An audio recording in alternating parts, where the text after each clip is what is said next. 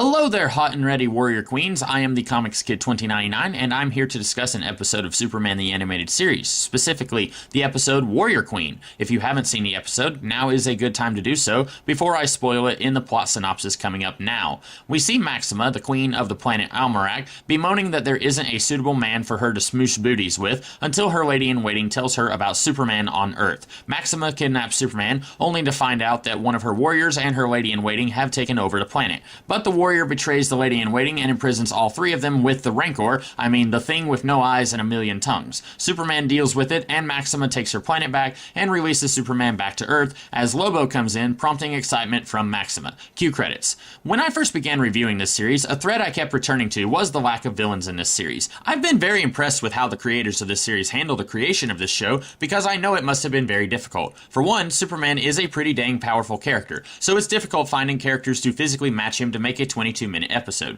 Sure, you can have someone like Luthor to mentally match Superman, and then find drama in Superman failing to bring Luthor to justice when he knows that he's guilty, but that gets old after a while, so you have to spread the Luthor appearances out. Plus, this is an action-adventure cartoon aimed at preteen and young teenage boys, so the highfalutin melodramatic stuff isn't going to cut it with that demographic. So then you're left with characters like Metallo, Brainiac, Parasite, and Bizarro, who are all capable of physically matching Superman, but any one of them only appears in about 3 episodes of the series overall. So then you're still left with the problem of what to do for Superman's villains. The reason we don't get a dozen Brainiac episodes is because eventually people will get tired of that. That's why we don't get to see much of these guys throughout the series. Now, I will admit that lately I haven't given much thought to the lack of villains for Superman. Looking back, it almost seems like the people making this series were trying extra hard to circumvent this problem. You had the Hand of Fate episode with demons, which is not the usual fare for Superman. Then you had Prototype with some no-name in an exosuit, so you know going into that episode that he's not coming back again. And then you have the late Mr. Kent, which isn't really a typical villain story anyway. And then there's Heavy Metal, which does reuse Metallo, but since he's mostly a foil against Steel and not Superman, it doesn't feel very repetitive.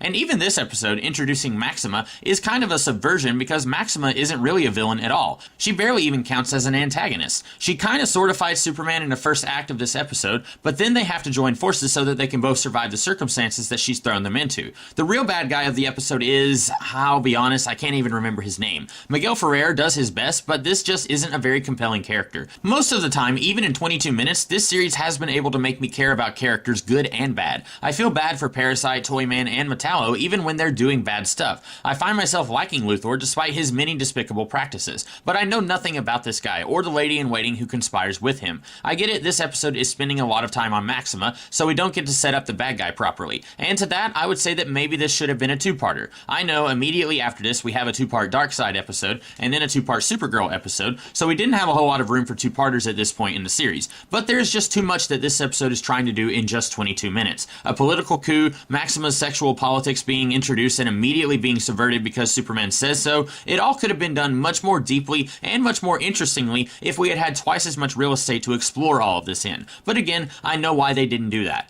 Overall, in the episode that we did get, Maxima is entertaining enough, but there's not much to her other than she wants to get some. I do wish this series either lasted another season or 2, or this episode had happened earlier so that we could have seen what Maxima would be like in a second and third appearance. Would she have turned things around for her people after finding out that they were happy that she was deposed? What would it have been like to see Lois meet Maxima? And not to beat a dead horse, but some of this could have been touched on if this was a 2-parter. So while I can't say that I actually liked this episode very much, I can say that I liked things about it. With some additional drafts and tweaking, this could have been a really great episode. But I didn't hate it either, so that's good. But what did you guys think of the episode and of my review? Let me know in the comments, and next time I'll be talking about the 2-part episode Apocalypse Now. So be sure to check me out this time next week. See you later.